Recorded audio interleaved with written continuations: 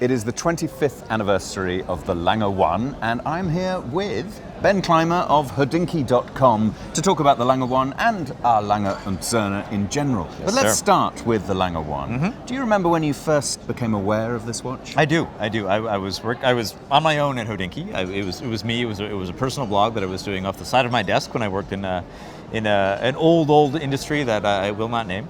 And I just said, what is this thing? It really looks so different than everything else. At the time I really only knew Omega, Patek, Rolex, the brands that are really exposed to you in the mainstream.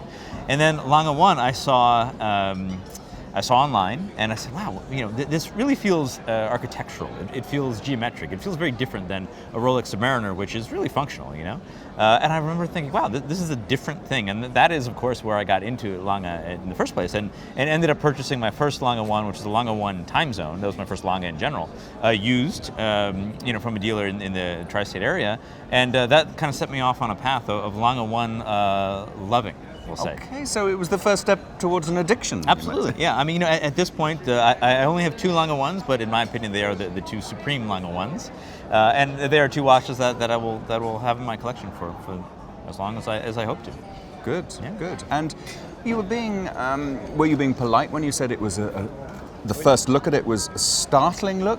Because it is quite in 1994, this was quite a change for the watch industry. Yeah. And did you have any sense, is it a good change or a bad change, or were you positive from the moment you saw it? No, I really wasn't. I'll be honest in saying that the first few years, really, of my understanding, or I should say my awareness of the Lange 1, was not necessarily positive. I just didn't really know what it was. It felt so German to me. And I think, something that was so appealing to me about the watch industry was just how romantic it was. And in that case, really, kind of French or Franco-centric and Swiss. And this is a really different approach to watchmaking, and one that took me a little while to appreciate. But once you do, you realize that it is really a totally different way of thinking, creating products that are lasting and a little bit more robust, and also just more interesting. There are several wonderful high-end Swiss watch brands. There's not that many several wonderful German watch brands.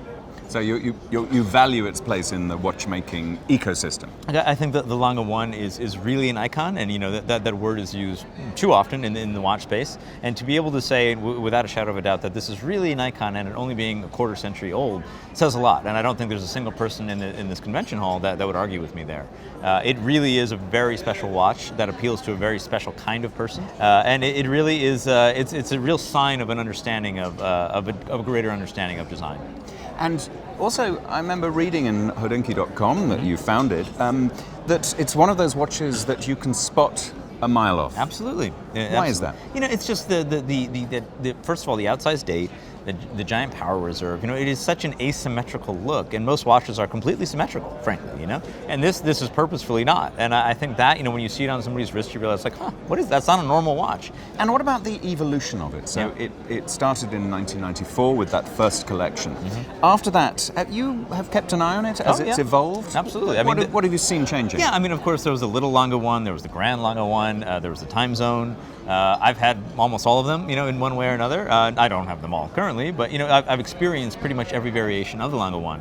And I think, to me, the first was the best. The really early generation were really the most special to me. It really, those movements represented so much to the brand. Without that watch, Lange would not be here today. There's no question about it. And they launched 3 other models that day back in 1994, but it's the Lange 1 that really put them on the map.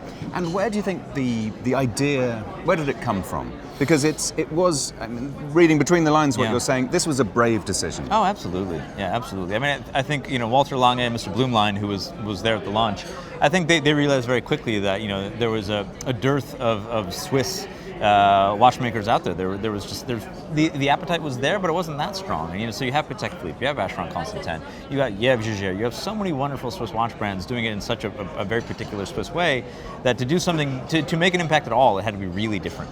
And we're seeing that today, where when something new comes out, people tend to push back. And I think when Lange first launched, there was pushback for sure. A fine watch should be Swiss. That's what they said. And now we see that the finest watch is in fact not Swiss.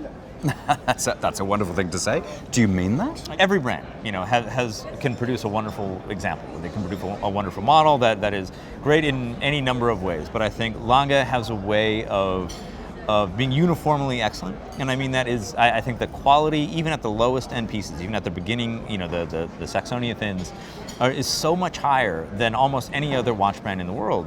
And on top of that, every single piece, there's so much attention paid to details. If you buy a split-second perpetual calendar, the finishing on that is exactly the same as you would get in a slim. And I think no other brand can say that. And they're just unrelenting in their pursuit of excellence, and I really mean that. I think Lange is the finest serially produced watch in the world. A wonderful quote. The finest serially produced watch in the world. Ben Clymer, Hodinkee.com. Thank you very much. Such a pleasure. Thank you.